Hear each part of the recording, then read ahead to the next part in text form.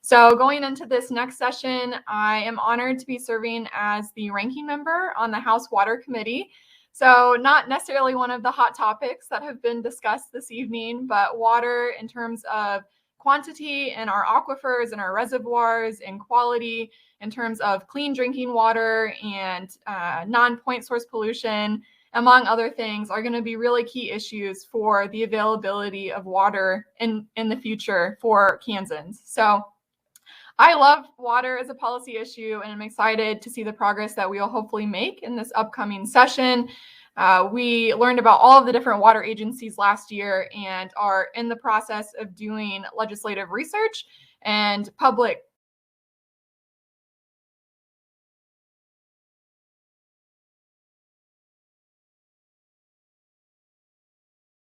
thoughts about the future of water in Kansas. And that will be coming down the pike. As well, I am also planning to run for re-election, and I'm excited to start that process this month, actually. I don't know if we can cross-promote fundraisers here, but the Young Democrats, Representatives Haswood, Shue, Woodard, and I will be having a fundraiser later this month. So if you're interested in supporting young people and young Democrats running for office, definitely encourage you to keep an eye out for that. We would all love to come back and to continue representing Johnson County and young people in Kansas. So with that, I will go ahead and turn it over to the next person. Thank you so much for having me tonight and for all you guys do to support Democrats running for office in Johnson County.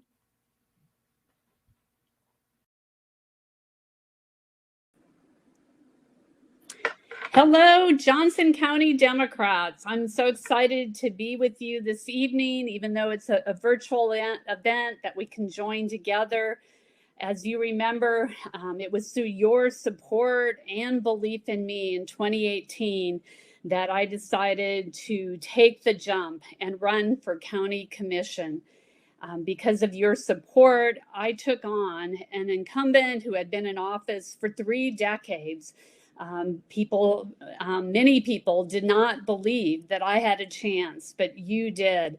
At that time, there wasn't one woman on the county commission, and there hadn't been one woman for 10 years. But through your support, we changed that. We now have 4 women on the Johnson County Commission. I have been a strong leader on the Johnson County Commission for many issues that I ran on, that I believe strongly on, expanding access to mental health. We now have mental health services in our jail. We've expanded access in our community corrections. And now when you call our suicide hotline, the national number, you will receive someone from your own county that will assist you with supports and services. It's been a really difficult year and a half, going through a global pandemic in our nation, in our county, but Johnson County has bounced back economically. We have come through these hard times together. Our vaccination rate, if you go to the CDC vaccine tracker, 18 and above is now at 80%.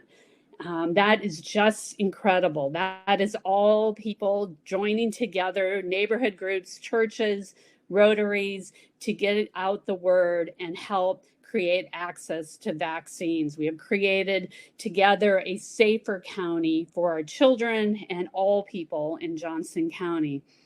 I've also been working hard along with Commissioner Hanslick. One of my first initiatives on the Johnson County Commission was to bring about a housing study. I'd served on the housing task force in 2008, and that housing study was just shelved. There hadn't been anything done on looking at attainable housing, workforce housing, affordable housing for over 10 years. And in 2019, Johnson County Commission joined with all our cities. It was really exciting that all our cities formed this partnership with us, and we completed a study last spring.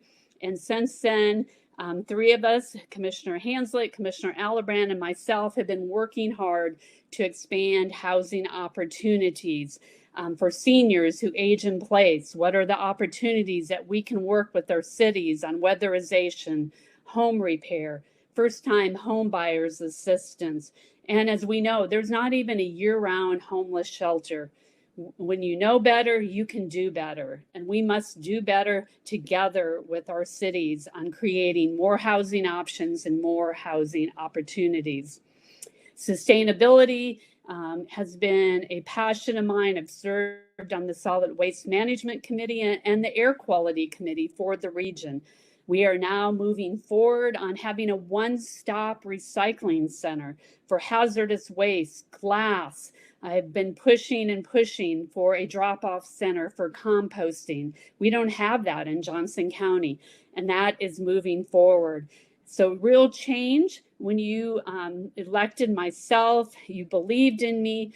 You had someone on the commission. I represent 11 cities in Northeast Johnson County, fighting to create this healthy environment for our county, to improve access to mental health, senior supports, affordable housing, and a sustainable environmental community. So thank you, Johnson County Democrats. I am up for election next year. So is Chairman Eilert. His position is up too. And Commissioner Hanslick and Commissioner Ashcraft. So there will be a targeted campaign, I'm sure, to regain all of the seats on the county commission. But with your support, we can continue to have those values to make a quality living for our children, our families, and our seniors in Johnson County. So thank you for your support, and thank you for joining with me tonight.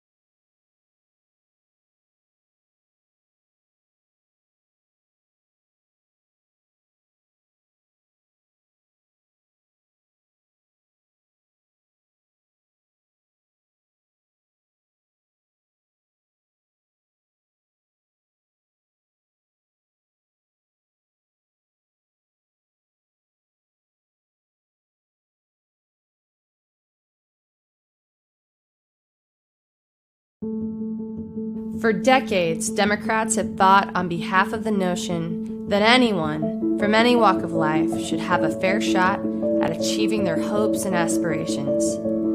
We are the party of the American dream and America's dreamers. Democrats are the party of good trouble and si se puede. From Selma to Stonewall, we've taken to the streets for the cause of equal rights, because every American deserves basic fairness, no matter an individual's gender, faith, race, who they are, or who they love. We're the party of clean air and water, and we're never going to stop fighting to protect the world we leave our kids. We're the party of common sense gun violence solutions, because this epidemic has got to end. Democrats are the party of reproductive health, because women, not politicians, should be in charge of their own bodies. We're the party of Medicare and Social Security, and our fight for the health and well-being of Americans didn't stop at the desk of LBJ. Generations later, we're fighting for the Affordable Care Act, because no family should have to choose between going to the grocery store or going to the doctor, paying for food or paying for cancer treatment. We're the party of the New Deal and the economic recovery, because we know in our hearts that if you work hard and play by the rules, anyone ought to be able to get ahead. Democrats know that our nation is stronger when we have an economy that grows paychecks, creates good-paying jobs, and gives regular folks a chance to succeed. We know from our history the power of ordinary people to effect extraordinary change. And we're ready to effect extraordinary change like never before. We are Democrats.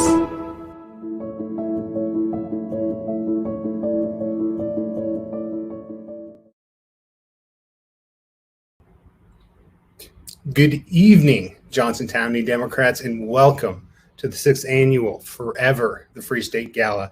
So good to be with you all this evening. My name is Mike Kelly. I'm the mayor of Roland Park, Kansas. Event. But to start tonight, we'd like to take just a quick moment of silence on behalf of Congressman Dennis Moore.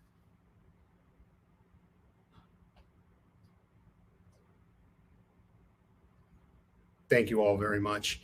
Again, like I said, my name is Mayor Mike Kelly, and I'm excited to be with you here this evening. And I'm really excited to be co-hosting with one of my good friends, Lindsay Constance. Thank you, Mike. I'm thrilled to be here with you and so many great Democrats across Johnson County, the state of Kansas, and beyond. A quick housekeeping note. Since tonight's event is a live stream, it requires a strong internet connection, and a hardwired connection is best. So keep that in mind, and let's have a really great time tonight. Yeah, good reminder, Lindsay. Before we start, we want to take a moment to also thank all of the sponsors who made this event possible. We've received so much wonderful support from throughout the community. I'm excited to announce that we have 300 people who have purchased a ticket this evening. In these difficult times on a beautiful, busy Saturday evening, it's really heartening to see that the Democratic community in Johnson County and beyond continues to show how dedicated they are to our candidates and really what our party's building as we continue to see the growth in our political system. We have a wonderful evening in store for all of you tonight, including some fabulous speakers.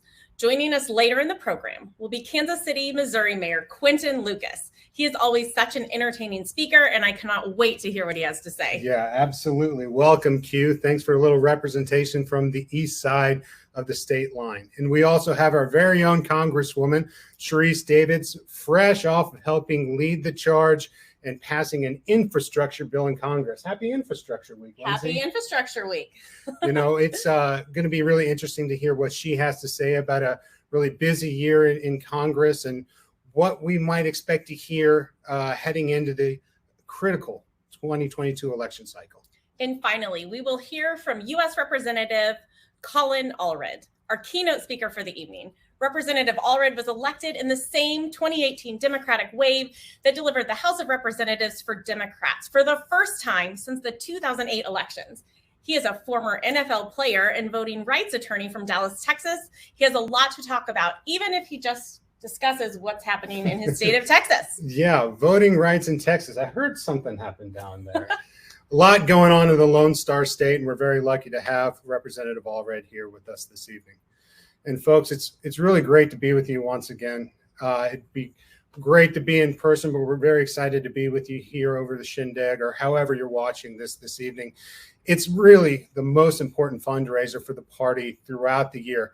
Over the last few years, this event has kind of grown from humble beginnings into something that's allowed us to fund a permanent office. That permanent office is crucial. It provides critical resources for recruitment, for training of volunteers, as well as candidates up and down the ballot. With each successive year, we're seeing more voters join the Democratic Party ranks here locally. And with that, more Democrats choosing to throw their hat in the ring and run for offices, and importantly, winning elections here in Johnson County, all up and down the ballot. And tonight, once again, we ask for your support as we set a $5,000 fundraising goal to meet by the end of the show. If you're able to chip in just a little bit more, please consider supporting our efforts. We know that so much is at stake in 2022. If you're watching this event on Shindig, our event software, you'll see a Donate Now button on your screen. Just give it a click and you're able to donate. You can also just go directly to the URL, actblue.com/donate/JoCo2021. Or if you have a phone handy, just scan the QR code with your camera and it'll take you right there. Let's see how quickly we can meet that $5,000 goal. Well, every amount helps, whether it's $5, $50, $500. Someone wants to go ahead and give us $5,000, we'll take it. But no excuses, lots of ways to donate tonight. Thank you all for your generosity. And as we move towards 2022, it's good to think about what's on the ballot in 2022. Well, several county offices are up this year. Our state house representatives are all up for re-election. Our governor's up for election, and our congresswoman. There's a constitutional amendment on the ballot this year, along with majorities in the U.S. House and in the Senate. All of that's on the ballot in November. And really, in so many ways, we're at another critical crossroads for not only Johnson County, for Kansas, and for our nation. That is so right. And just thank you, everyone, for your support. Also, we would love to see what you're wearing for this virtual event. So please show off those fancy PJs and slippers or your suits and dresses. Don't be shy. Share your images on Facebook, Twitter, or Instagram using the hashtag ForeverFree2021. Yeah, and I want to see what all everybody is using these fun new glasses for this evening as well. So shoot us a pic and let's see what cocktails have made their way to the glasses this evening. I hope we get a couple good photos. Please send them in. However, even as our focus turns to 2022, this past Tuesday was Election Day. It was a historic election for the Johnson County Democrats. We had more Democrats running for local office in Johnson County than at any other point in Johnson County history. That's so amazing. It's truly wonderful to watch how this party has grown over these past few years. And here to talk about that and more is our chair, Deanne Mitchell. Deanne, thank you so much for being here. Thank you. Good evening, everyone. Thank you for joining us. Thank you, Lindsay and Mike. And thanks to everyone in attendance tonight. We had hoped to be in person this year, but for the safety of the community, we decided to hold the event virtually. It was a really tough decision, but one made out of concern for your safety. Well, as mentioned, this past year was a historic one for our party. We had 66 Democratic candidates running for election across the county. Of those 66 candidates, 43 won their races, which is a 65% success rate. That's an incredible performance that we should all be proud of. Additionally, those 66 candidates were the most diverse group ever. I know how hard it is to run for office. Winning is amazing and losing is devastating. Being a two-time loser, I know all too well. But without you candidates out there fighting, win or lose, we wouldn't continue making progress, especially outside the 435 loop. Each election, we continue to move the needle in southern and western parts of the county. So I want to take a moment to express my gratitude to each and every one of our 2021 candidates. Thank you. Turning our attention to the current state of the county party, we continue to see incredibly strong growth year over year. I'd like to briefly show everyone how much the situation has changed for Democrats in Johnson County in just a few short years. Let's jump back to 2014. That was a difficult year for Democrats, both across the country and in Johnson County. We had only 3 elected Johnson County officials in the State House, and much of the current county's party infrastructure was in its infancy. However, you can see that in 7 short years, Democratic affiliation has grown dramatically, far outpacing Republicans or unaffiliated voters. And that growth has been exciting to watch for all of us. It's elected our congresswoman, our governor, and a number of new State House local officials. You can also look at this growth in terms of real numbers. Here you can see that for the first time in history of our county, registered Democrats overtook unaffiliated voters in 2019. We still have work to do, but with each passing month, the gap between Democrats and Republicans continues to shrink. As I mentioned earlier, the dramatic growth in the Democratic electorate has also led to the election of more Democrats in Johnson County. We now send 17 members of our party to Topeka each year, which is equal to our Republican counterparts. Looking at where we were just a few short years ago, that would have been unimaginable. It's a testament to all of the demanding work that so many high-quality candidates and elected officials have invested into their campaigns each cycle. The county party has also been a partner to increase success of our Democratic candidates. Our field program, which also just got started a few years ago, has turned into a political machine capable of engaging tens of thousands of our voters each year. I'm so proud to announce that for the first time in our party's history, our volunteers had over 100,000 connections with Democrats in the county. Again, that's an unimaginable large number if you step back just to 2014 and 15. So I'd like to give a huge thank you to our many volunteers who walked, knocked, called, and texted this year. Your hard work is invaluable. If we were in person, I would call for a standing ovation for our volunteers. A special thank you to our amazing Gala team, led by Nancy Leiker. Cole Robinson, Marla Schulda, Kevin Burke, Kim Shelton, Meg Schimmel, Nicole Novak, and Jared and Heather Owsley. Thank you for such an amazing event that you put together. So I'd like to again say thank you for being here. We'll take a few weeks to rest up after the election, and then we'll get ready to work hard again in 2022. We're going to need it because with redistricting, we're going to be gaining more state house and state senate seats in our county. This will make Johnson County the largest county delegation in Kansas. That means we'll need to recruit more candidates, engage more volunteers, and continue delivering voter information to nearly 140,000 and growing registered Democrats that form the base of our party. I appreciate each of you and your support of this evening's event, and I look forward to seeing you all in person at next year's event. Thank you. Thank you so much, Deanne. We really appreciate your leadership in these challenging times. And the fact that we are here tonight hosting this event is a testament to the strength of this organization. So thank you. Absolutely. Thank you. Friends, let's keep working towards that $5,000 goal. Can you click the button on your screen now to help us meet our goal?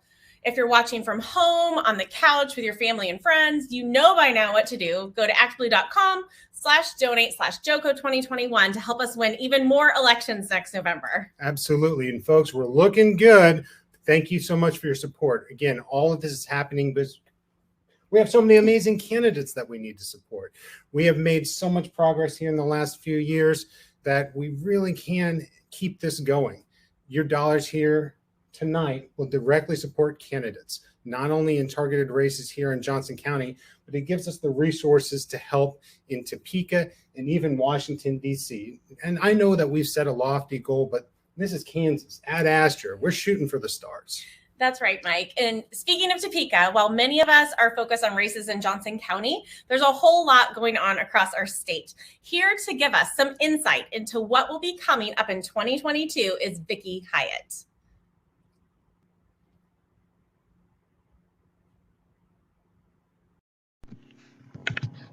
Thank you, Johnson County Democrats, for the opportunity to join in your Forever the Free State Gala. I especially want to thank every Johnson County Democrat who ran for local office, worked for a campaign, or volunteered to canvass or phone bank for candidates in the recent local elections. The results were amazing. In Johnson County, the unofficial results show around 60% of the races where Democrats were on the ballot were won. Our efforts across the state are something to be proud of as well. In the largest counties where we encourage Democrats to run, in all but one county, Democrats won 50% or more of the races. And in liberal Kansas, where we have added a field organizer this year, we have gained 2 seats on the city commission who will be a voice for the Latino community in Southwest Kansas. Now, we must keep this momentum going forward because the need for good Democratic leadership across our state is more critical than ever.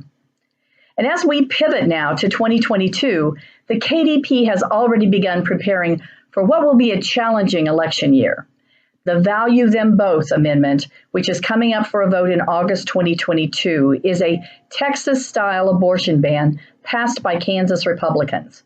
This amendment is a direct assault on reproductive rights, and it would be a near total ban on all forms of abortion in Kansas, even in the instance of rape or incest. This is unacceptable. We need to begin organizing immediately against this cruel amendment and do all we can to defeat it at the ballot box and protect reproductive rights. With all 125 House seats up for election next year, the KDP is collaborating with the House Democratic Caucus to recruit and train candidates. Our goal is to add to the 38 seats we currently hold so that Governor Kelly will have the support she needs in the state legislature to move her agenda forward, particularly in Medicaid expansion and continued economic growth. Now we know that the important work begins as we build the roadmap to re-elect Governor Laura Kelly, Treasurer Lynn Rogers, and Representative Sharice Davids, while also making gains in the other 3 congressional districts, the U.S. Senate, and the Kansas State House. I invite you to join Kansas Democrats and run for office, volunteer for campaigns, or donate to support our candidates as we continue our pursuit to turn Kansas blue. Thank you.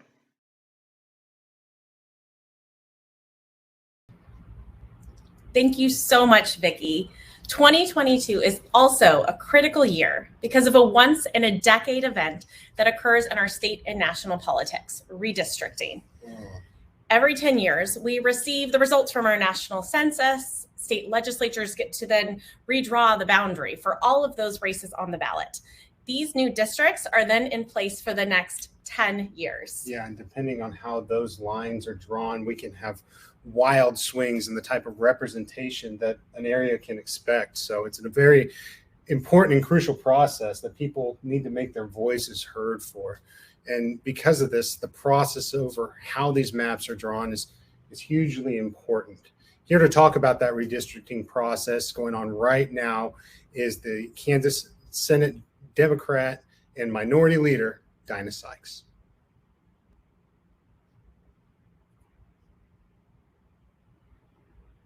Thank you, Johnson County Democrats, for hosting yet another fabulous evening. The funds raised at this annual event are essential to helping our candidates up and down the ticket.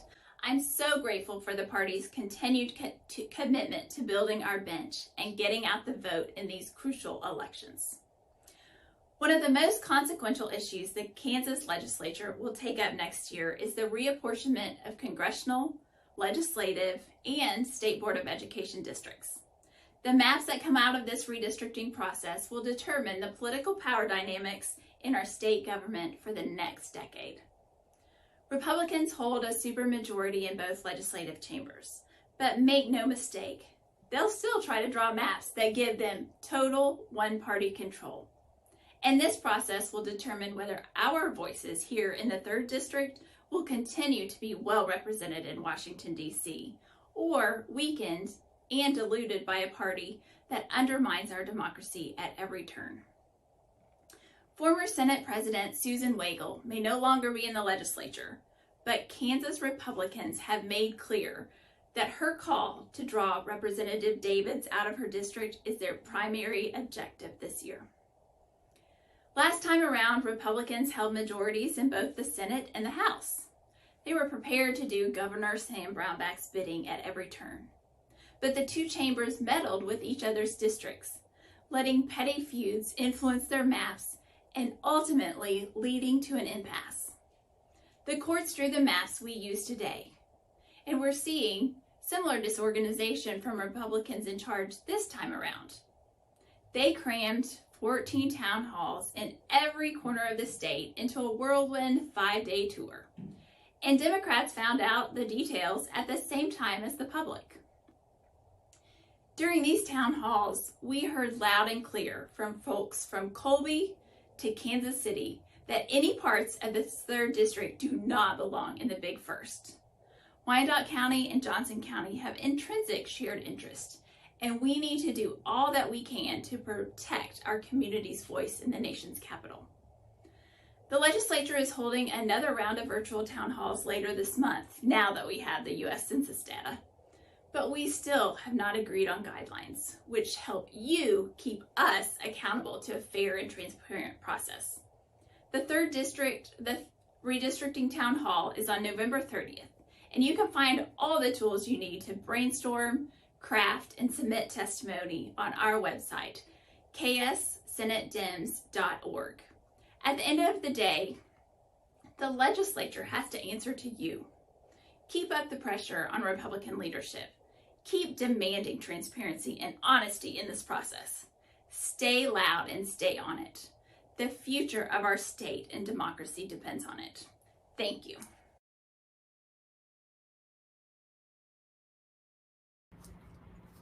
Well, thank you very much to Leader Sykes there in the Senate. Obviously, the redistricting process is going to be critically important. And thank you so much for that very enlightening video and for all the work that you do for us up in Topeka. And we look forward to working with you as we prepare for next year's elections. So let's take a quick minute right now and check in on how our fundraising is going. How about that? Absolutely. We still have plenty of time left. So go ahead and visit that URL that you see on the screen, or just click donate if you're watching through Shindig. But let's get to that $5,000 goal. I think we absolutely can get there this evening. Too nice of a day not to, and too many good things coming up. And as much as you enjoy seeing Lindsay and I on the screen, we know you're here to hear from some amazing leaders that have joined us.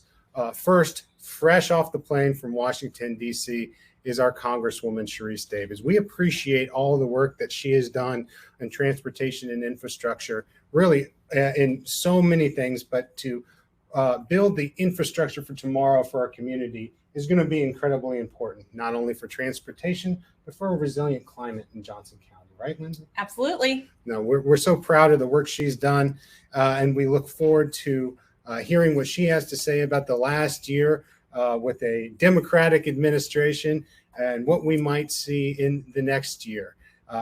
So thank you so much for her work, and let's welcome to the stage Congresswoman Sharice Davids. Sharice, thanks so much for being here tonight. Yeah, I'm so glad I get a chance. I'm glad I'm getting to show up and visit with everybody. Hi, everyone. Thank you so much for taking the time out of your evening to join us as we really think about what the future of the Democratic Party in Johnson County looks like. You know, we've got some amazing folks joining us tonight. I know my dear friend Colin Allred, who represents Texas's 32nd district.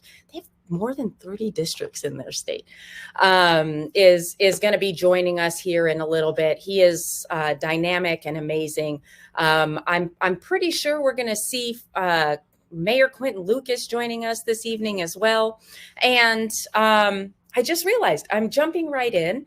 Hi, everybody. Sharice Davids. I represent the Kansas 3rd Congressional District. I got elected in 2018, so I am in the 10th year of my 2nd term. Just kidding. It just feels that way. But seriously, I really appreciate everybody taking the time because, you know, as somebody who never would have imagined that I would get the chance to serve in Congress, I cannot tell you how crucial vital, important the Johnson County Democratic Party has been to not just me winning in 2018, but also us electing Governor Laura Kelly. And then the great strides we heard Deanne Mitchell talking about earlier, whether we're talking about our state Senate or state House seats, the local elections that just got done. We are well on our way to getting Kansas back on track and doing the things we know are important, not just to us as Democrats, but really to our entire community. So I do want to take a minute in case there's some folks on tonight who are wondering, who is this person and why is she talking to us about the future of our party? So I was elected in 2018, but I have what I might consider a non-traditional path to Congress. But I do have what I consider to be a pretty ordinary experience. I was raised by a single mom. My mom served in the Army for 20 years. She raised me and my brothers by herself.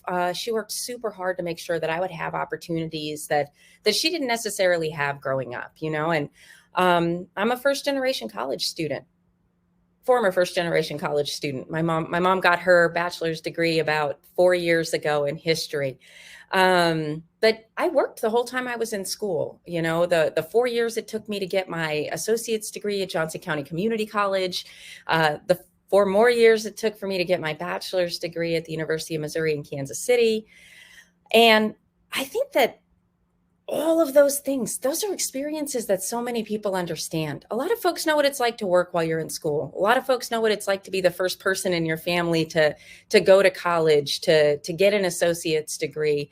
And, we just don't see enough of those experiences in the halls of Congress, certainly in other leadership positions across our government, state and federal. And when 2018 came around, and so many of us were wondering, what are we going to do? And how are we going to make a difference? And how are we going to get our country back on track? I knew that our community had not just the drive, but also the will to work hard to make sure that we were going to be able to flip this seat. Because I think the days are gone where we let folks who do not speak for our community stay in office. And that was certainly my predecessor. And as I think about what it has meant for us to be part of sending someone like me to Congress, I came in the most diverse Congress ever elected. And we got to be part of that. That's everybody who's on here, all the folks who knocked on doors, all the folks who were making phone calls, all the folks who were doing those contributions, whether they were small or large. All of us came together to make that happen. And now we are getting the chance to see what it means to have more Democrats elected, more Democrats serving in the federal government, in our state legislatures. We are pushing back on some of the really awful policies that we heard about earlier that are happening in our state legislature. The folks who are on here tonight are going to be a huge piece of how we hold off this constitutional amendment. When we think about what we can accomplish, we're already seeing so many of those strides that we've been taking. It's one foot in front of the next. One foot in front of the next is how we got the American Rescue Plan passed. When we were coming out of last year, 2020, which felt in and of itself like 5 years, when we were coming out of that and we got President Joe Biden sworn into office, we knew that we had to do something, and we did it. We passed the American Rescue Plan. We made sure that people were getting money in their pockets, shots in folks' arms. We were trying to make sure that people could get back to work and do it in a safe way. This is what Democrats bring to the table. We know that, it looks like I'm going to talk for a couple more minutes, but then I'm excited because we've got some more guests coming on tonight. So we know that when we get Democrats elected, we get stuff done. And when Mayor Mike Kelly was introducing me, he mentioned, I'm just got off the plane. I was on the House floor last night at 12:30. We were in the middle of passing the most amazing this infrastructure. So I'm very excited. We passed some transformative infrastructure investments last night. We got the chance in a bipartisan way to get some transformational infrastructure investments done.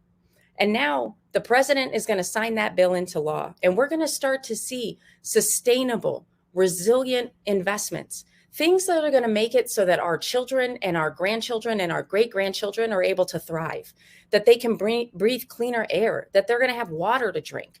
And I can't tell you how much it means to me that I get to be part of that. The Build Back Better agenda that Joe Biden, who was legitimately elected to be president of the United States, who I had the honor and pleasure of certifying his election, has really put everything on the table to try to make sure that we're not just investing in roads and bridges and broadband. Those things are so important, and I'm so glad we get to do that. But also investing in people. We know that in order for us to thrive, we have got to make sure that we're taking care of everybody, that we're taking care of parents, of children, that we're making sure that our small businesses are taken care of.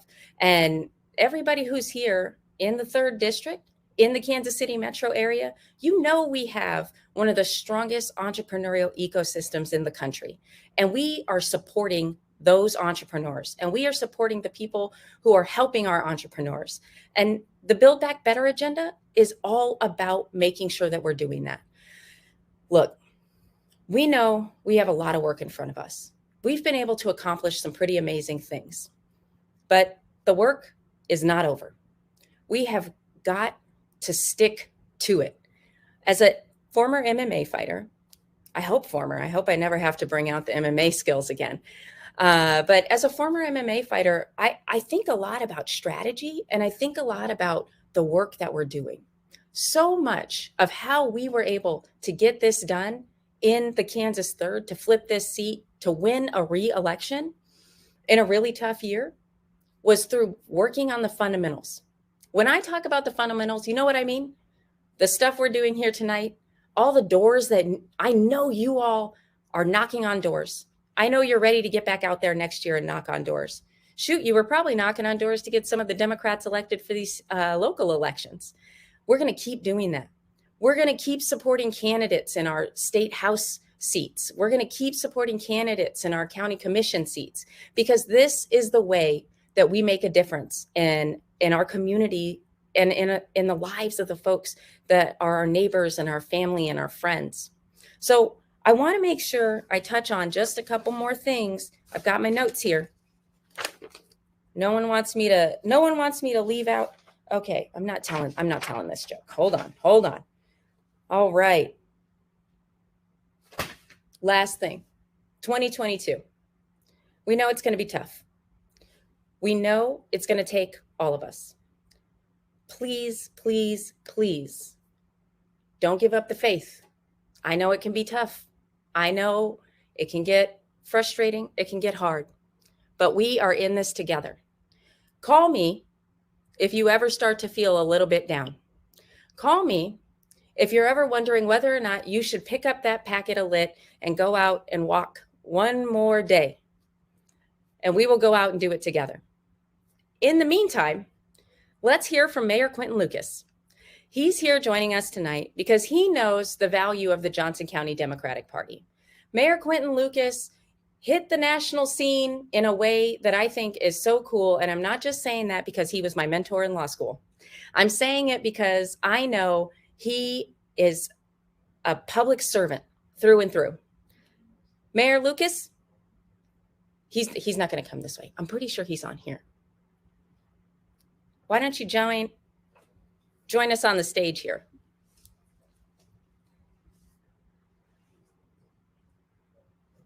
So Is it not sorry to happening? bother It's not- you. Oh, I'm sorry, Mayor Kelly. Mayor Kelly. Well, no, Just it's- kidding. How it goes Wow, is look how short I am. a lot of times mayors run late. Who Oh, would do have they? thought? You know, Oh, we are not the most prompt people, but that's because we're doing a lot of good things yeah. for our local governments. If somebody's going to get the potholes fixed, Mm-hmm. if somebody's going to make sure that the stop signs are where they need to be, I like to hear it. if somebody is going to make sure that, well, what else do mayors do? Well, making sure we build quality infrastructure is absolutely one of those And in a things. sustainable way. I don't know if you guys know this, but Mayor Kelly is a huge part of the Climate Action KC folks. Well, KC Climate Action. Climate Action KC. It all works together, and really, it's a regional representation of what we can do when people work together. And that's why I'm so excited that Quentin's decided to join us this evening. Is it's a recognition that Democrats are going to help each other.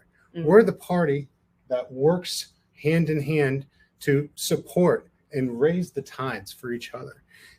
And I think Quentin's a great representation of that. And we appreciate the work that he has done in Kansas City, Missouri. And like you say, at a national stage. And it's kind of funny, nice connections that we have and how small of a world it is, whether it be Cornell Law School or him teaching at University of Kansas Law School. Sorry, Jayhawks, not a really great day for us, but we lost him to KCMO. Well, we lost him to KCMO, and they lost to those Wildcats today. And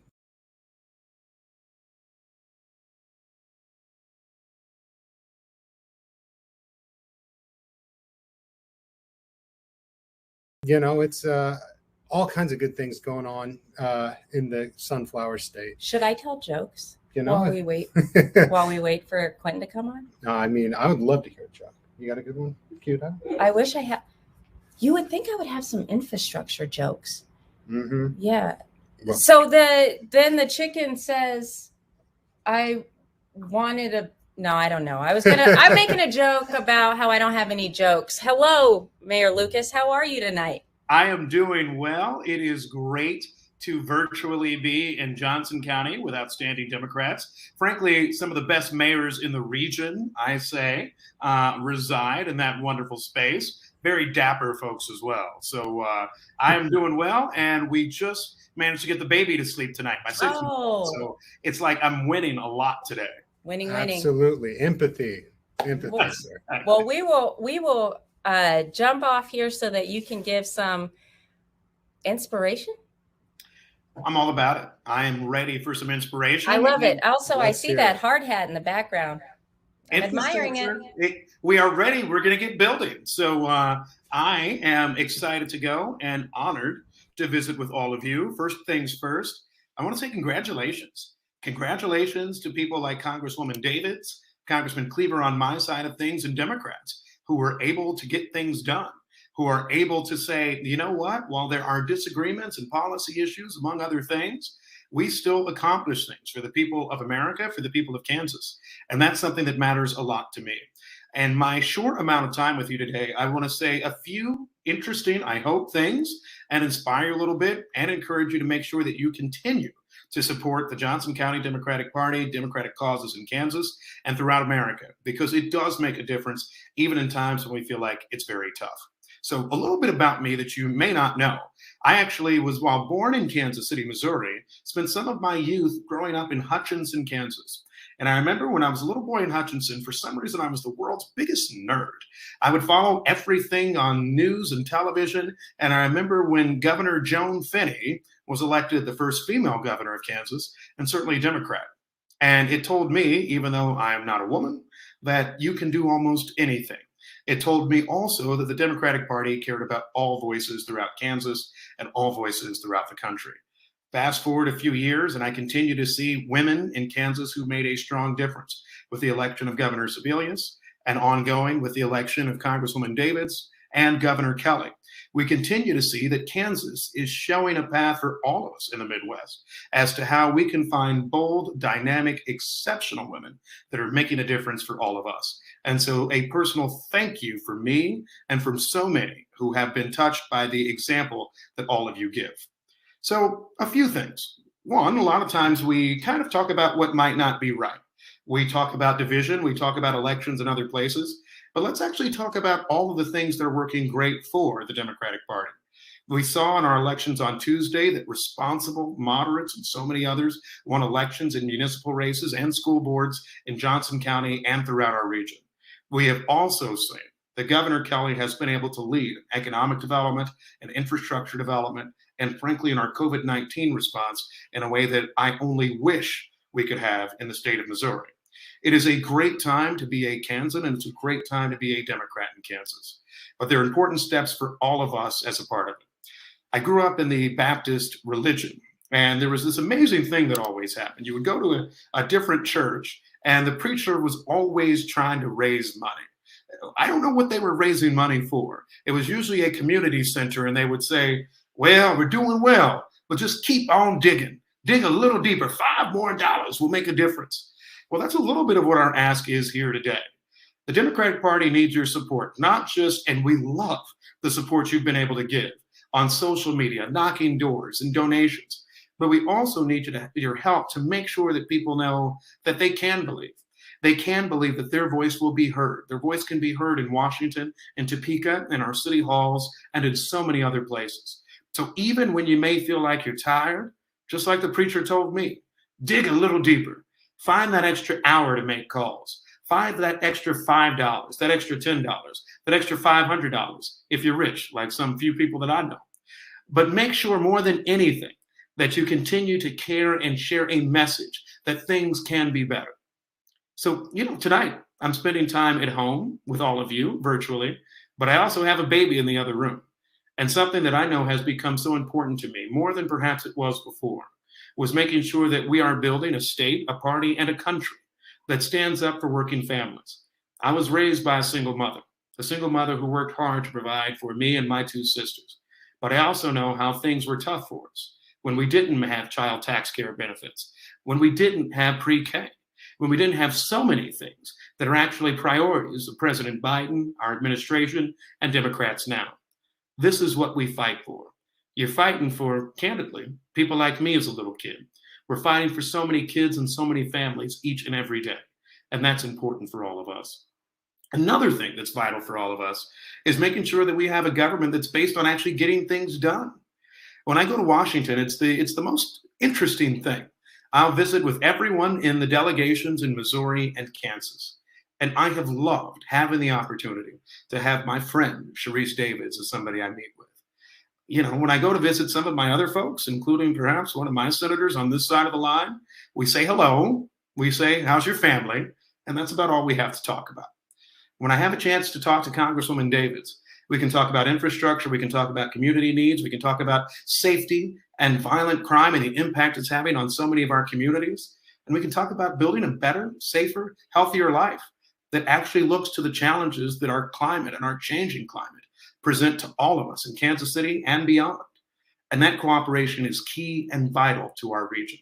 So thank you for supporting her, and thank you for supporting all of us who stand for democratic causes. A few other things, and I promise I'll get out of the way soon. One is that tomorrow night I'll be on 60 Minutes. And unfortunately, I'm talking about fairly regressive laws that were passed in my state legislature. We see those same things in the Kansas legislature each and every year. Every race matters. Make sure, as you're talking to your state representatives, state senators, as you hear from somebody who's aspiring to represent the people of Kansas, make sure that you give them some support, give them some encouragement, because we have to continue to run people in all of these races so that we can make a difference long-term for our communities. Another thing that's important is, for me personally, making sure that we continue to hear from your voices time and time again. Don't let yourselves think that those loud voices that perhaps are on talk radio or on Facebook, or I've now learned that Nextdoor is a place where people try to push all types of fascinating and bizarre things. Those folks don't run what Kansas is. They don't run our country. I remember a few years back, I was teaching law at the University of Kansas, and a student came into my office, a wonderful and brilliant young man. And I talked to him for a while, and I said, what are you planning to do after law school? And he said, well, there's not a place for me in Kansas. I said, why? And he noted he was gay. The thing that I told him was that you don't have to let anybody else dictate what Kansas is for you. You belong here, you're welcome here, and you're important here for the future. He has stayed in Kansas, and I want to make sure that we clear that path for so many others in Johnson County and Kansas and beyond. This is your state. And in some ways, because I'm a close neighbor and keep this between you and me, this is kind of our place. We all live here together. And we stand for our LGBTQ brothers and sisters. We stand for that hardworking single mother. We stand for that person of color who may not get the same chances as others. And we stand for our young people and future generations who deserve safe drinking water, who need a climate that's protected, and who need a country that makes sense. My heart broke on January 6th when I thought about the challenges that my friend Sharice and so many others had to face. And when we saw what happens when we don't stop folks that are tyrants, when we don't stop folks that are using government not to make anything or anyone better, but for their own self-aggrandizement. I encourage you, as you think about tonight and as you think about our future, think about little 6 or 7-year-old Quentin Lucas sitting in Hutchinson, Kansas, who was so excited to see Governor Finney get elected. That showed him he could be somebody. Think about that someone that you know in your life who may struggle, who may need support, and needs somebody who will say, we care about you, we appreciate you, and we will build a pathway through community college, a pathway for childcare, a pathway for pre-K, and a pathway for you to be able to get to and from work on public transit or in any way you need. And more than anything, think about everyone who matters. I thank you so much for making this time. It is an honor to stand with my law school friend and my friend in life, Sharice Davids. And more than anything, it's an honor to support you. Oh, and one last point, like the Baptist preacher would say, dig a little deeper, find those $5, find that time to volunteer. We love you. God bless you. And everybody have a successful and a wonderful evening. Thank you, Mayor Lucas. And take advantage of that extra hour of sleep tonight, because we got a lot of work in front of us. I'm going to try. Thanks for joining us. Well, everybody, it's time for the main event. Congressman Allred, who is one of my very favorite people in Congress. He is somebody who I respect and admire for so many different reasons. Congressman Allred represents the Texas 32nd District. He got elected in 2018. He came into office, like so many others, with a vision for what our country could be. And he knew what we could be because he knows about the issues. He knows what the issues are because during his time as a civil rights attorney, while he was fighting for voting rights, fighting off some of this voter suppression that we are seeing at the forefront right now. Also, while he was fighting on the field, an NFL player, the Tennessee Titans, I won't hold that against you. I'm not going to hold that against you. You didn't know. You didn't know at the time. Maybe you did. Let's not talk about that. Tonight, we won't talk about football. But also somebody who worked in housing and urban development under President Obama. Thank you so much for your service during that time, because the last administration showed us just how important our federal civil service is and how important it is to have people in office who really understand these issues. So I'm not going to talk anymore about how amazing you are, although I could probably talk for a while about it. Thank you for being here. Thank you for supporting the Johnson County Democrats as we go into a very, very, very important election cycle. Congressman Colin Allred, I'm going to turn the floor over. Oh, well, thank you so much, Sharice. I'm Congressman Colin Allred, as Sharice said. I represent Dallas and North Texas in Congress, and I'm so proud to be Congresswoman David's colleague. And I want to thank you all for joining us tonight. I really am excited to be with you, and I'm sorry it has to be through a computer screen. I'm hoping to come up to Kansas. I haven't been there since I played football there.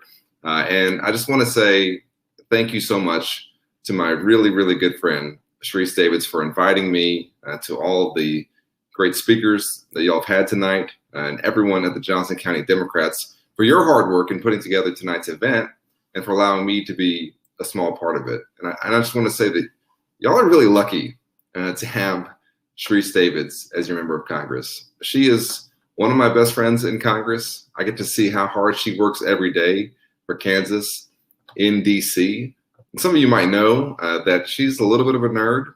She knows more about transportation and infrastructure policy than pretty much any member outside of our chairman, Peter DeFazio. And whether it's making healthcare more affordable or protecting voting rights for every Kansan, or whether it's fighting for the benefits that allowed Sharice and I to live the stories that we've lived, I am so glad to have Congresswoman Davids fighting alongside me and the rest of the Democratic caucus in DC. As I mentioned, we both serve on the Transportation and Infrastructure Committee. And as part of the House leadership, I see firsthand how hard she works for Kansas. And I know many of you work so hard to get her elected and reelected. And I want you to know that every day, Sharice is working just as hard for you as you worked to get her to Congress. And just so y'all know a little bit about me, I was born and raised in Dallas by a single mother like Mayor Lucas. My mom was a public school teacher. It wasn't always easy for us growing up. We didn't have a lot of money because we don't pay our teachers enough in Texas. But thanks to my family, my coaches, my teachers, the people at the YMCA, I was able to succeed and chase my version of the American dream. Sharice talked a little bit about my path. I got a full ride scholarship to Baylor in Texas to play football. I played the Kansas Jayhawks while I was there. I don't think we won, but I think my Bears did beat Kansas earlier this year. But as Sharice said, maybe we won't talk about that.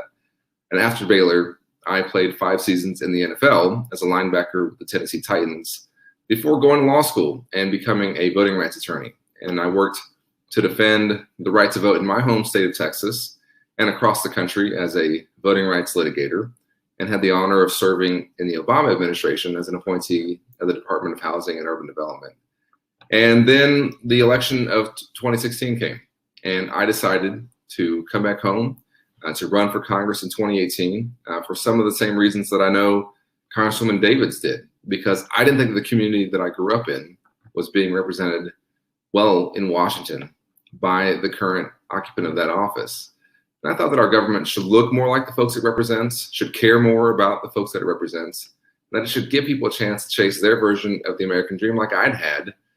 And so I ran against a 22-year incumbent who had not even been challenged. In 2016, he was unopposed on the ballot, and we won. We won by a larger margin than anyone thought possible, and joined this historic class of 2018 with Congresswoman Davids, who, along with our trailblazing friend, Secretary Deb Haaland, was a central part of that history-making class, becoming the first 2 Native American women to ever serve in the Congress. I mean, just an incredible, incredible class that we had, but made even more incredible by the presence of Sharice.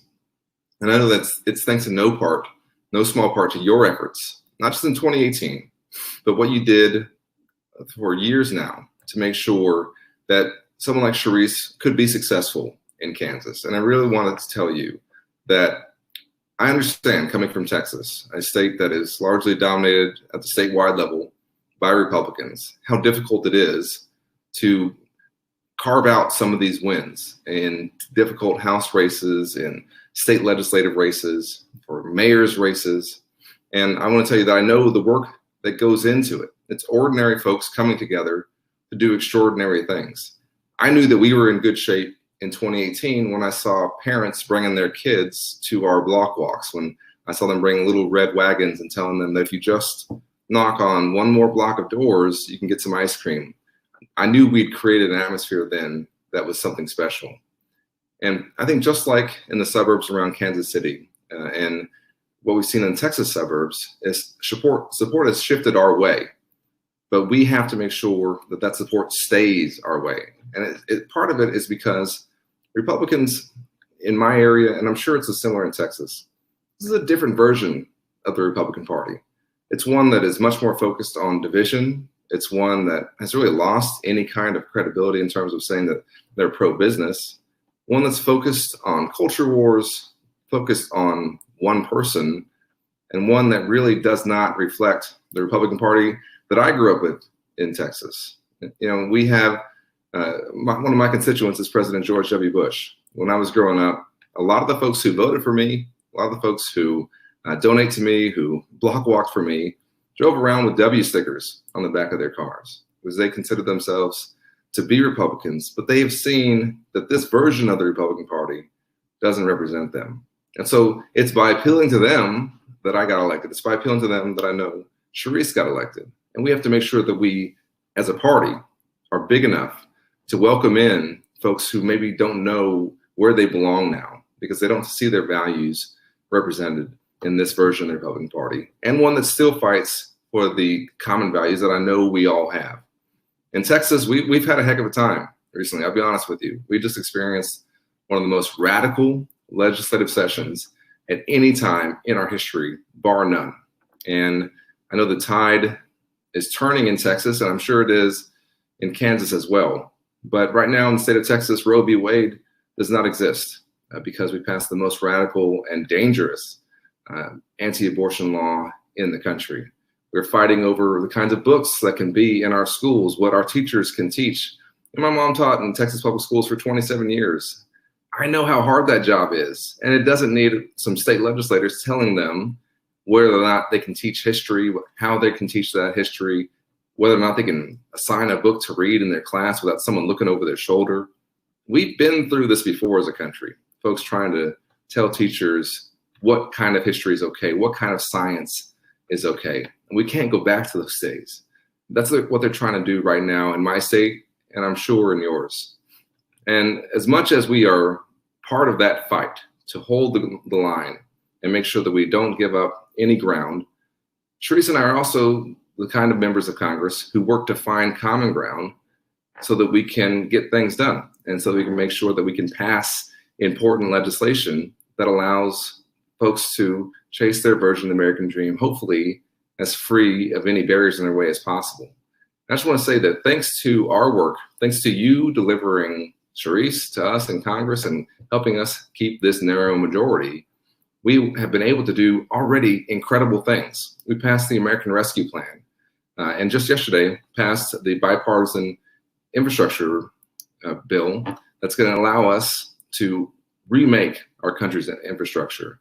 And we took an important step towards passing the Build Back Better Act that's going to do so much to lower the cost of your health care, lower the cost for families, give middle-class families a tax cut, help our environment.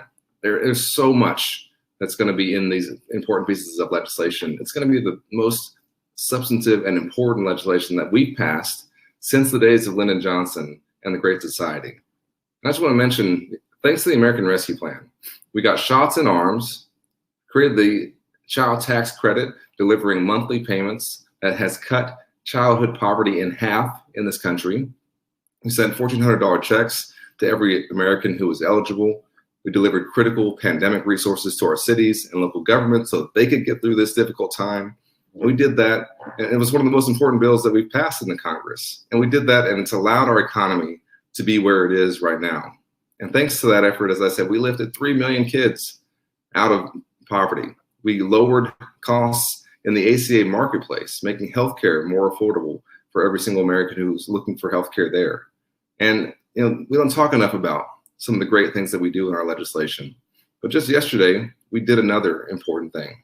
And we saw that by investing in our infrastructure, we created 530,000 jobs in October. We are moving in the right direction. But we know now that we have so much work to do to keep that going. And by investing in our infrastructure, we have a chance to set our country on a pathway for prosperity for the next decade. And we've been living off of the Eisenhower era infrastructure for far too long in this country. The American Society of Civil Engineers gives us a C- for the rating in terms of where our infrastructure is, and says that we need to invest trillions of dollars to get it up to snuff. I know Sharice can probably tell you every single thing that we need to do that, but we took a big step towards eliminating some of the most egregious failures in our crumbling infrastructure around this country last night. And I'm really proud of that. And we could not have done it without having Congresswoman Davids in Congress, but also working on the Transportation and Infrastructure Committee to get it done. And that's why also we're fighting so hard now to pass the Build Back Better Act, because while we might get a C- on our physical infrastructure, if someone wants to give us the grade on how we treat families in this country, it would probably be a lot lower. And that's why we have to make childcare affordable for every American. My wife and I have 2 kids under the age of 3. We know how expensive childcare is. Universal pre-K. I mean, my goodness, if there is anything that we do that is good investment in this country, it's investing in early childhood education. We get at least $7 back for every dollar we invest in pre-K. Lowering the cost of prescription drugs. I mean, I can't tell you how many people come to me saying that they are having trouble paying for their insulin, 1 out of every 4 Americans is rationing their insulin in the richest country in the world. That is unacceptable. Providing every American with paid family leave. I mean, I was the first member of Congress ever to take paternity leave. I took it in 2019 when my wife and I had our son, Jordan. I took it again in 2021 when we had our other son, Cameron. And I didn't know at the time that I was going to be the first member of Congress to take paternity leave, but I was. And it's something I think should be available to every American. In the NFL, we used to say that we have a 100% injury rate, meaning that every single player is going to get injured at some point. Well, we have a 100% chance in life that at some point you're going to need some time off work because something's going to happen. You might have a baby. You might adopt a child. You might have a family member that gets sick. You yourself might just need a little bit of time to step away. We are the only major country out of our 41 peer countries that doesn't have a national paid leave policy. And that's something that I've been fighting extremely hard for. These 2 bills taken together will be the largest investment that we've ever made as a country in addressing climate change, something that we all know is going to only here going to continue to cost us hundreds of billions of dollars a year in terms of recovering from extreme weather events. In Texas, we had our power grid go out for several days, a week in cases earlier this year. It was like the Stone Age in Texas. People were burning whatever wood they could get their hands on. They were dying from carbon monoxide poisoning in their apartments because they're running generators indoors. That's in the richest country in the world. And we know that the climate is going to continue to change, and we may reach a tipping point that will allow us to not come back. And so we have to step up now. And these big, bold investments, not just in our physical infrastructure, but in our people and in our country and in our environment, are things that we have put off for far too long. And taking them together is one of the most ambitious legislative packages that has been put forward in this country, as I said, since the days of Lyndon Johnson. And that's how important what we're doing right now. And I know that it's been ugly. I know that for some folks who've been watching from the outside, it might have been frustrating. But I have to tell you that by the end of this year, when we get these 2 bills signed into law, this will be one of the greatest achievements by any American president in modern history. It will be one of the greatest achievements by any Congress in modern history. And it's going to have been possible because our majority is so small, because you allowed us to have a great member of Congress like Sharice Davids, because of the work that you did. And so, there are so many things that in these packages that are important. But really the idea here is that we are trying to show that democracy works, that we can still respond to problems in this country, that we can still do big things in this country. And I just want to say that, to me, the biggest challenge facing us as a country right now is whether or not we're going to remain a democracy. There are so many deeply, deeply troubling anti-democratic trends that I see in my home state of Texas, that I know are happening in Kansas and other states across the country. Right now, we're going through redistricting where states across the country are trying to use partisan advantages to draw lines that don't reflect their communities.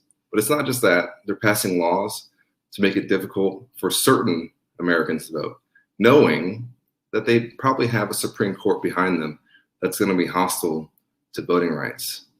We have been through an insurrection in this country. For the first time in our history, we did not have a peaceful handoff of power between the 45th and 46th president of the United States. We have to talk about that. We have to talk about how I was on the House floor when that mob tried to get in to kill Mike Pence, to kill the Speaker of the House, to try and overturn an American election. That's where we are right now. We have a Republican Party that is no longer a responsible party at this point in time. One that I have a lot of friends on that side, and most of them are being pushed out of their seats because they're not willing to follow the big lie. They're not willing to declare allegiance to just one person. And this isn't who we are as a country, but it's also incredibly dangerous, and it's real, and it's right here with us. And I have to tell you that in the House, we understand the risk that we face as a country. We have passed legislation in the House that would protect our democracy, ensure that we remain a democracy, that would protect us from things like gerrymandering, protect us from some of the restrictions on voting by mail and early voting that we're seeing in Texas. It would protect from some of the really egregious things we're seeing in states like Georgia and Arizona and Iowa. And you just go down the list, state after state after state, where Republicans have control. They're making it harder to vote. And they're also drawing lines that are going to be unfair. And so we passed the John Lewis Voting Rights Advancement Act in the House to restore the Voting Rights Act. We passed the For the People Act, which was a big bill with important campaign finance provisions, but that also had voting rights provisions around setting national standards for vote by mail, early voting, election day, voter registration, making election day a national holiday, automatic voter registration. So many important things in those two bills. And right now we're having a fight in the Senate to see if there's going to be a way for us to get past the filibuster. This is something that I feel very strongly about, where we know that for decades, the filibuster was largely only used to block civil rights legislation. And we are now seeing it being used to prevent us from protecting our democracy. I think that it's actually encouraging that we had a Republican senator join us in terms of the Voting Rights Advancement Act, but we're not going to find 10 Republican senators who are willing to vote for voting rights, even though my constituent, George W. Bush, signed the extension of the Voting Rights Act 15 years ago with a 98-0 vote in the Senate. This was not a partisan issue, really not that long ago in our history, but we're in a different place right now. And that's why we have to find a way past this barrier and try to protect voting rights for Kansans, for Texans, for every American, not for Democrats to be put in office. And that's the thing, that when I was a voting rights lawyer, I never asked anyone. I never asked a single person who I registered to vote who they were going to vote for. That didn't matter to me.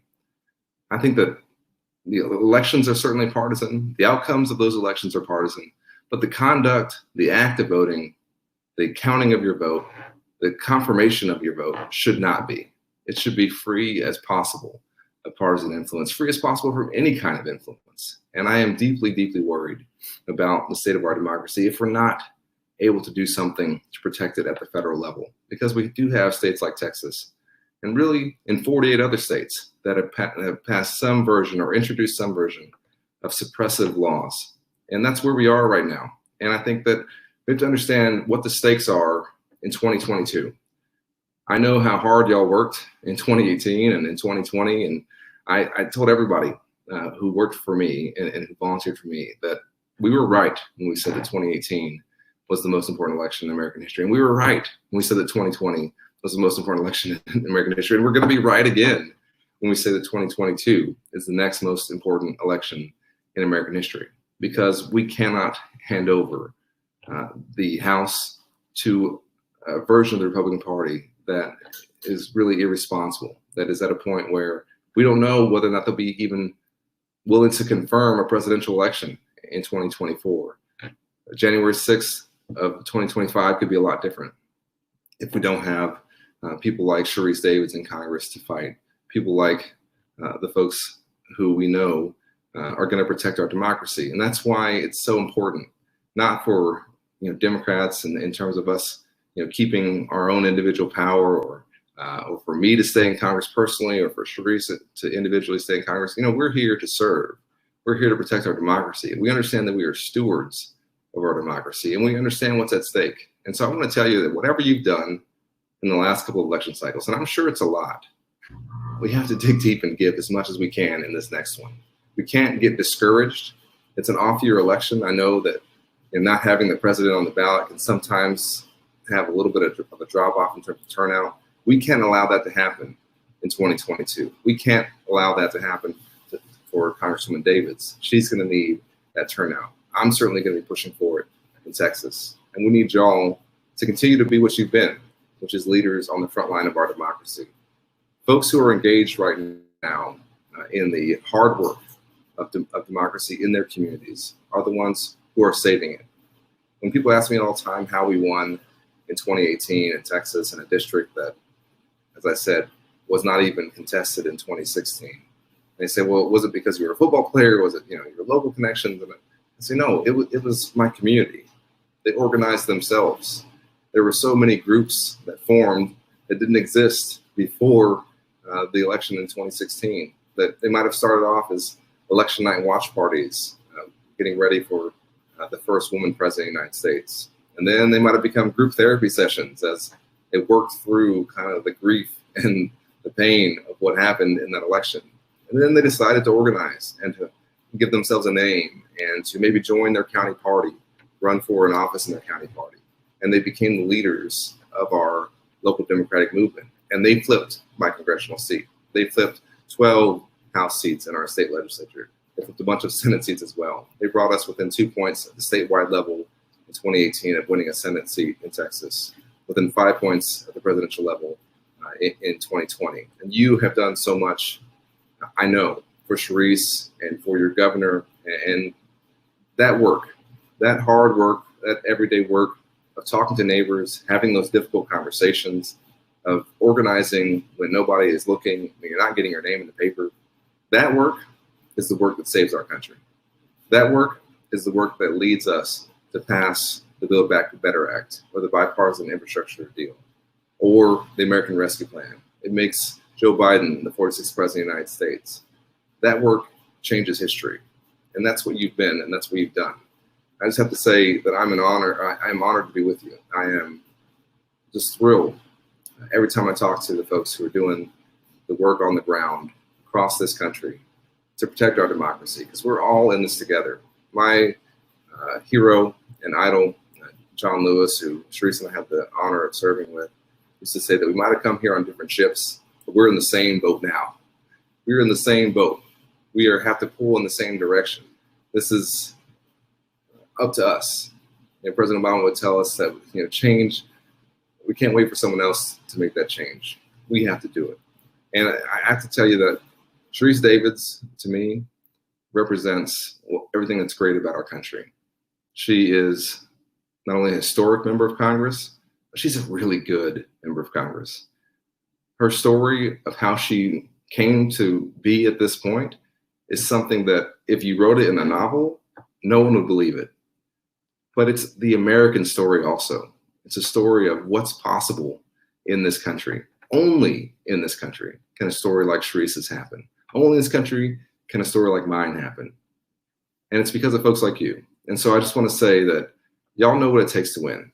Kansas's 3rd is a swing district, and it's going to take all of you working every single day to ensure that our Build Back agenda gets signed into law, that we protect Sharice and our majority in 2022. And the stakes have never been higher. We got to organize, register voters, raise the resources, compete at every level. And I know y'all are working hard to do that right now. And I want to thank you for everything you're doing for our party, for Sharice, and for our country. So thanks so much. Thank you. Thank you, Congressman Allred. It's hard for me not to say Colin. Thank you, Congressman. I so much appreciate you joining us this evening. It has been such a pleasure to hear your remarks, to hear the vision that you have, the ways that you have overcome so many things to serve in Congress and, for us to get this infrastructure done. And we're all here. Yeah, that's right. Just like you were saying, it's going to take all of us. So thank you so much. We'll talk to you soon. All right. Thanks. Thank you. What a treat that was. Thank you so much to Congressman Allred. And thank you so much for everybody being here this evening. I want to let you know this is the opportunity, though. This is the chance to show your support for Johnson County Democrats, to build the foundation of success that we're going to stand upon as we get ready for 2022. It's been just 4 years, remember, since we opened that county office. And since that time, things have grown exponentially. And with it, we're going to continue to see more growth because of that office, because of the efforts of what comes out of that office. That is so right. And we want to know if there are a few Democrats here tonight who want to continue supporting that office. The monthly rent for that space is $2,000 a month. So we want to know if there's anyone that can contribute tonight for a month's rent for our county party. $2,000 is all we need to keep the lights on and support county infrastructure to get more Democrats elected. And you think a whole month's worth of work in 2022, what all that's going to bring. Remember when Deanne was up here talking about 100,000 contacts that we made in a municipal year. That's unbelievable. You think, what are we going to do with everything top to down on the ballot next year? That office is going to be critical. We all have that place that we go where we can see our friends, where we can coalesce, where we can support each other. And the office really does that for us. So would love to see if somebody's out there that's going to be willing to support the office for an entire month and we can grow on that for the year coming forward, because there's going to be a lot of work to do, and having a home really makes it easier. Can I ask a quick question? Well, first of all, I don't want it to be awkward. I think everyone can see the little thing here. That's okay. Look, we're doing this so that we can get people elected, not because we're trying to win an Emmy. But if you like what we're doing, make sure you send in some kind of contribution. So we're at the $2,000 level right now. What we're trying to do is make sure that we can keep our office open. What we're trying to do is make sure that we can keep that lit rolling out. We want to make sure we're doing all kinds of stuff. We're going to talk more about that in a couple of minutes. But does anybody know what the maximum amount someone can give to the Johnson County Democratic Party at one time is? Maybe 5,000? 5,000. Okay, I'm just putting it out there. Just ballpark. I'm just putting it out there. The maximum you can give this year is $5,000. We're hoping that there's at least a few people who will throw $2,000 over to the Johnson County Democratic Party so that we can get some more folks elected in the next coming year. It would be amazing to see what kind of support we have out there right now. And like Sharice says, we're having fun tonight. It's different than the gala that we would regularly have, but we know that you're having a different gala than you would regularly have too. You're sitting on the couch, you're enjoying the evening. We still want to see some of those pics, and we would love to pop a couple of them up. So don't be afraid to send them our way. And when you do, maybe send a donation too. That'd be great. Maybe. All right. All right. Next up, we have the $1,000 level.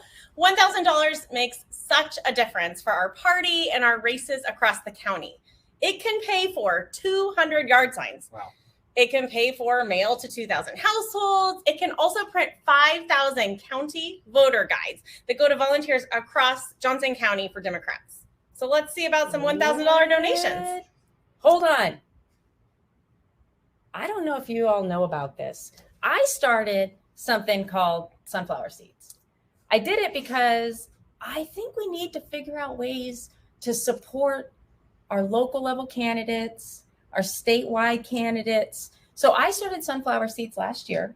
I was able to raise money into Sunflower Seeds to support 38 House and Senate and state school board candidates.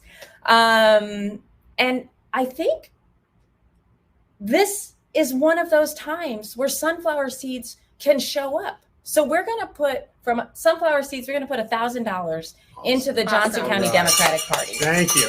Thank you so much. And you hear the cowbell here. That's going to be something that hopefully we're going to hear a lot of here as we continue to go. I don't mean to be Will Ferrell, and I'm not going to do a Christopher Walken impression, but we do want to hear the cowbell a little bit more. And let's keep it up. And thank you so much to Sharice and to Sunflower Seeds for all the work that they're doing across the state, but for supporting us here in Johnson County as well. That's awesome. Thank you so much. Yeah. Jennifer and Overland Park, 1,000. Hey, thank you, Jennifer. Oh my goodness. Thank you so much. Representing. Hold on real quick before we move on to the next thing. And while we're waiting for other folks to get their card out so that they can get on and give $1,000 here. Okay. Jason Anderson, I know you had some recommendations for us. Infrastructure jokes. Oh, hey. Another 1,000. Bill in Mission Hills, 2,000. Bill in Mission Hills. Who cares? Let's go. All There right. we go. What? All right. What you, do you Bill. call someone who builds polite infrastructure? My favorite kind of engineer, a civil engineer. I don't get a cowbell on that, I guess. Okay. Yeah, very nice. Okay. But all right. Thank you very much, Jason, for the wonderful joke. We have such an amazing architect, engineer, and construction community here in Kansas City. It only makes sense that infrastructure drives through the heartland. And we're lucky that we have people that are working not only at the federal level for us, but here at the local level. And your support tonight helps us build infrastructure at the county level, making sure that we have good people to administer the Johnson County CARS program, making sure that we have good people to support the KCATA, making sure that we have those potholes filled. That's what we are going to utilize these resources for, is to make sure that we have good people up and down the ballot to make sure that our economy can run on good roads, that we can have multimodal transportation, that we can have people be able to be healthy and walk to school. All local government levels are so important in that endeavor, and your support directly helps us elect those kind of candidates. And go ahead. I wanted to say thank you, everybody, for donating. And let's talk about $500. Who can make a commitment to our county party and all of the things that we need to do in 2022 to win elections for Democrats? Oh, there we go. Mary and Leewood. Thank Mary, you so much. Thank you, Mary. Thank you. Barry. Thank you, Barry. Hey, thank you, And Barry. Leewood, But thank calling you. on Mary too. Absolutely. Do we have a If there's Mary a who Mary. wants Is there a to Mary jump in? out there who wants Come to? on. But thank you, Barry. We appreciate it. Thank you so much. And you know, these are the kind of things that are fun. You know, I know that the people in our party work incredibly hard. I know, Sharice, that you work incredibly hard. Lindsay works incredibly hard. Thank you for that. These nights are fun. It fills you with hope. Kennedy said that we're the party of hope. And I believe that. And I want to talk really quickly about the hope that we feel and why we're doing this. I want you to think with me about November 4th, 2008, and where you were. I remember where I was. I remember what I was wearing. I remember maybe what I was drinking, who I was with. What a historic night when we saw a Black man who was raised by a single mother from Kansas be elected president of the United States. You remember that feeling that we had? Those are the kind of feelings that we work for. This is what all the effort is for. This is what the donations are for. I want to throw another night at you. November 6, 2018. You remember where you were that night? I mean, I feel like I remember. I was in a ballroom at Embassy Suites in Olathe, and it was a little early, but somebody had called the election already, that we had elected Sharice Davids to Congress. And the just outpouring of emotion that went into that night was just incredible. I remember that feeling. And I want to work for that feeling. I want to throw one more date at you, November 8th, 2022. I want to have that kind of feeling again.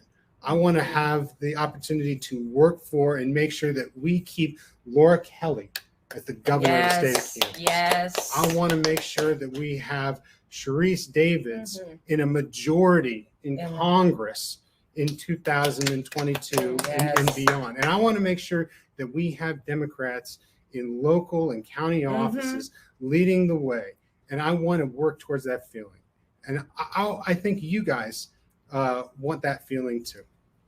It looks like, we got folks. Did you already say what the $500 gets us? Because folks are asking, what does $500 get us? Absolutely. So it can cover a year's worth of office supplies. Okay. So I love me some office supplies. Paper, pens, ink, LED light bulbs, recyclable paper, you name it. $500 is all it takes to keep our office stocked so that volunteers and candidates can get to work. All right. That's about a month worth of notebooks for you, right? I do take a lot of notes. $500. I mean, I do take a lot of notes. I'm a copious note taker. Well, no, and we talked about ballot guides, and that's so important too. So much of the time, people want the opportunity to know up and down the ballot who supports the kind of things that they care about, whether it be reproductive justice, whether it be climate justice, whether it be infrastructure or paid family leave, as Colin mentioned earlier, so important. All those things are on the ballot every year, and being able to provide that voter guide to folks really helps make sure that we can continue the growth that this party has seen in Johnson County. Because guys, it's amazing. We are growing so quickly. Deanne mentioned that 65% of our candidates won in local elections this year. That's awesome. That's amazing. Wow. And in the last few years, we've grown from having 4 representatives in the state house to 17. We are now on par here in the county, but I think we could push it up to that 65%. And the support that you guys provide allows us to get good candidates elected so that we can work towards that majority in the State House. People might be wondering, no, we're not switching to the next one until we get a couple more $500. I want to hear that count. There it is. Oh, there it is. Julian Olathe.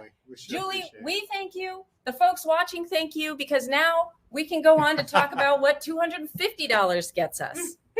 Let's talk about the $250 level. $250 is what it costs to rent a room at a community center for our in-person and candidate forums. Does anybody remember those in-person forums? Yeah, we remember them. Yeah. We are really hoping to get back together in person as soon as possible, and we're going to need some rental fees to do it. Can you step up and sponsor the fees for one of those events right now? With more Democrats running and winning than ever before, we're going to need more and more of those types of events across Johnson County. Yeah. Oh, just real quick, Anonymous has asked, if we help you do more of these forums, will there be yard signs? Yes. I'm just passing. Don't kill the messenger. Absolutely not. No. And I appreciate that yard signs do a lot. You know, the rumor has it that yard signs don't vote, but yard signs are so important to make sure that we understand who our candidates are, to recognize that an election is coming up and have people do their homework. It's a good introduction to folks to bring them in and to have them then recognize that the voter guys that we have, and maybe find another person on our team that's going to come down to the office, that's going to volunteer a little bit of time to make calls or texts or walk or knock. All of those things come directly from yard signs. So with your support, we're going to put some more yard signs up right there. I knew if I said yard signs, that's why I was like, I'm gonna read this note. Lisa and Shawnee, thank you so much. Here we go. Leonard and Leewood. Leonard. Hey, Leonard. Leonard and Leewood. And Julie. Woo! Leonard and Julie. Carol and Olathe. Hey, Carol and Carol, Olathe. thank you very much. Oh my goodness. Great to see South of the Loop representing. Love it. This is amazing. You know. Julian Fairway. Julian Fairway. That's Yeah, right. I didn't hear the Northeast Johnson cowbell on County that one. representing. Cowbell. There we go. Thank you so much, Julie. Look, it's a for your team effort support. over here. We got any more 250s coming in? People are getting excited. I can feel it. It's the yard signs. They got them excited. Well, I think so I think not that's only. Oh! Laura and Prairie Village. Thank you, Laura. Thank you so much. You know, yard signs are great, but you know what else $250 can do? What? It can get you some online ads too. That's a really good point. Online ads and being digital helps us get the millennial and Generation Z out to vote that are disproportionately favoring Democrats. Absolutely. And really helping drive change on important issues, on equity, on justice, Mhm. on climate. On TikTok. TikTok. On TikTok, absolutely. Do you have a TikTok, No, I Sharice? Well, You let's talk a little bit more about that $100 level. No. Okay, people are telling me to stop dancing. Is it possible to make that contribution now? $100 can have such a huge impact. It pays for the printing of postage for 250 handwritten postcards for a Nice. campaign. It covers the cost of digital ads to 500 people on Facebook or Instagram or TikTok. $100 can make a huge difference. So I hope that many of you will consider contributing $100 right now. Absolutely. It would be. Hey-o! There we go. Prairie Village. All right. Hey. Thank you, Greg. And Danielle and Prairie Village. Hey, Danielle another and Prairie Village. Wow. I like We're getting it. all the love from Prairie Village. And also, the post office is getting love. Talking about postcards, we love the post office. Thank you. Thank you very much. Yeah, absolutely. Quality public servants there. It really gives just another tool in the arsenal. Woo! Thank you Alan very and much. Olathe. Alan and Thank Olathe. you, Thank you, Alan. Alan. We sure appreciate it. Hey, you know, it's going to take all hands on deck in all different ways to try to get the voters to meet them where they are, whether that be mail, whether that be digital, whether that be in-person candidate forms, and making sure that the Democrats have everything in the arsenal that they can. It's what's going to make us successful. Michael and Roland Park. Oh, thank you, Michael. Michael and Roland. All That's right. a good name Not and a you. good location. Is Okay. it you? Is it? you? No, How'd you okay. do that? Well, you know what, Mike, Ed and Fairway. Ed Thank you, and Fairway. and I'm going to go ahead and say right now, I'm going to throw $100 in for another mic from Roland Park. So count it in. Okay. Okay. I'll do it too. $100 Hey, from there we Sharice go. and Roland Park. That, love it. How about $100, Lindsay, from Shawnee as well? There Add we that go. Have- Gina and Overland Park also. Gina, thank you. Awesome. Thank you, so Gina. much. Guys, Ian and Prairie Village. Deanne, thank you so much. Appreciate it. Is it Ian? Ian. Thank you, Oh, Ian. Ian as well. Yes, thank you. 2 more. Claire and Olathe, Claire and Olathe. Janet and Leewood. I love it. Thank you so Janet. much, guys. And it's so coming from across the county. That's what's so cool. Is it's not just a pocket here or a pocket there. We are getting donations from across the county, and we are going to make sure that we have resources countywide. And that's what's So really great. heartening about all this is we've got people all over. Haven't heard of Lenexa lately. Do we have a Lenexa? Does anybody have out Lenexa there? out there? Would So- love to see some Lenexa action. Overland Park. It's a little more OP. Love would be OP. great. All right. And it's maybe some Mission Hills. Is anybody? Anyone? Wait, All didn't right. we had a Mission Hills earlier, didn't we? We did, but there's more love There to go is around. actually, there are a lot of people in Mission. That's Mhm. true. No, it's true. Okay. We're All right. really close. I think we're really close to our goal. We're getting I there. think we are too. How close are we to our goal? We are getting there. You don't want to say. I'll tell you at the end. Can We're you going to tell give- you at the, oh, apparently we're not going to find out until, go ahead. Can you give $50? Who out there can give $50 to help pay for business cards for our Senate district leaders? It helps pay the internet bill or electricity and water. It can really make a difference. And if you can't do $50, then how about, thank you, 25 or 15 or 5, whatever number, it makes such a difference. It's really just as much about the number of people contributing and being a part of this as anything. Absolutely. So let's get some more of Yeah. those dollar donations. I love that you brought that up actually, because one of the things that I've been, when the first time I was running, which feels weird to say now, but I remember at the very beginning of my campaign, the number of people who came in and were giving $5, $15, $8 was so impactful. And then when we really got going and I made it through the primary, because we had a pretty contested primary, which I think was actually really amazing for us building up and reaching out to a whole bunch of different people, because there were so many of us doing that groundwork, that we started having like phenomenal numbers of people coming in and doing what? Thank you. And Jody do Ann it. Carter, Jody Ann and Overland Park. There's that. Nice. Overland Park. Overland Thank you, Park. Jody, Thank and you. Overland Park. But I don't think people realize the power in that $5, $15 level of contribution. Like, please know that stuff really makes a difference. And we're talking about building up the base of the party.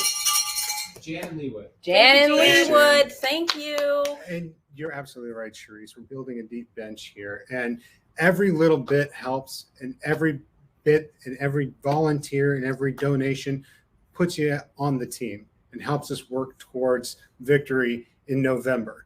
And really, it's so encouraging from a candidate's perspective to see the number of donations that come in, even if it's $5, even if it's $8. Your little bit can help motivate our candidates to work that much harder. As Mayor Quentin Lucas said, dig a little deeper. That kind of support is invaluable if we're going to win in November. Woo-hoo! Kathy in Lawrence, Kansas. Oh, Hey, Kathy. Kathy. Thank you so Douglas much. Thank All you. right. Yeah. Nice. And so I know a lot of you are out there that have put or have gotten the link sent to them and didn't necessarily purchase a ticket tonight, which is great. We're so happy to have you here tonight. The tickets were $70, and you know that $70 supports the office for a day. Would any of you be willing to, if you were lucky enough to get this link and are joining us tonight, would you pay for the office for one day? One more day?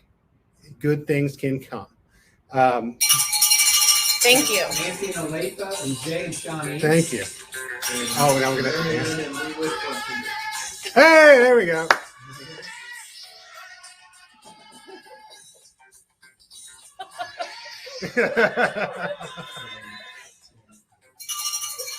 There it is. Shannon Keep and it coming. Shawnee. Thank Keep you, it coming. Shannon. Amanda and Overland Park. Hey, Amanda. Amanda. Thank you, Amanda. Woo! Mary Lynn and Leewood. Mary Lynn, thank you so much, Thank Mary you, Lynn. Mary We Lynn. appreciate it. I'm going to leave this little soundtrack playing in the background while we close this stuff out. No, it's amazing, and it's so much fun to be a Democrat, isn't it? It is really fun. You know, to have an administration, to have a Congress, to have local elected officials working for you. And right. you know what? We're getting good things done. We're building back better. We got an infrastructure bill passed. From the time that Biden got elected, we went from 2 million vaccines to 200 million vaccines in this country. We've added 5 million jobs. The Dow is up 500%. Wages are up $2 on average. Good things are happening because of Democratic leadership. And that can happen here in Johnson County too. So thank you all so much for your support. Should we get a final number to see how we did? Are we What do you guys Let's say? do it. Let's Cue up that final number. So, drum roll. Oh, I don't have that. I don't have that queued up. Cowbell roll. Yeah, cowbell. Yeah. All right. It's coming. Here we go. I'm not good at this. Good thing I don't have to do this to be in Congress. Our goal was $5,000. We did it. Yeah. Way to go. 78, Yes. 18. Yes. Ladies and gentlemen. That's right. You guys did it. You guys did that. Yeah. And see, and that's the elation that we're going to be feeling November 8th. Thank you so much for all that support. Woo-hoo! Every dollar going to be Thank well spent to you. support candidates. Thank you so much. did it. That's Oh my amazing. goodness. This is awesome. This is Thanks awesome. for inviting me. Good Thank you job. for being I'm so here. glad I got to be here tonight. I can't imagine how you're even on your feet after being on the floor this morning. Well, nothing gets me pumped up and excited like infrastructure. Absolutely. Oh Wow. my goodness. $37,000. $37,068 That's for so this exciting. event. Thank Wow. you all for Thank you. everything that you have done. Thank you so much to the team that put this together. This wasn't an easy task. That's right. They had to build the ship as they were flying it. Hopefully next year we can all be back together. But thank you so much to the team that made this happen. You guys So great. are just absolutely you. awesome. And thank you to everybody who took the time to watch tonight. Yeah. And to all Democrats, both in person and here virtually, you know, we want to raise these lovely glasses that were given to us and to you. So would you all join us in a quick toast? And thank you for your generosity. Thank you for your passion. And thank you for all the things that we're going to do together in this coming year to fight and win right here in Johnson County. All right, so let's toast Okay. to a quote from President Truman. America was built on courage, on imagination, and an unbeatable determination to do the job at hand. Well, and then in true Kansas fashion, ad astra per aspera. Let's go, Ad astra Democrats. Let's go. There we go. Woohoo! Thank you all.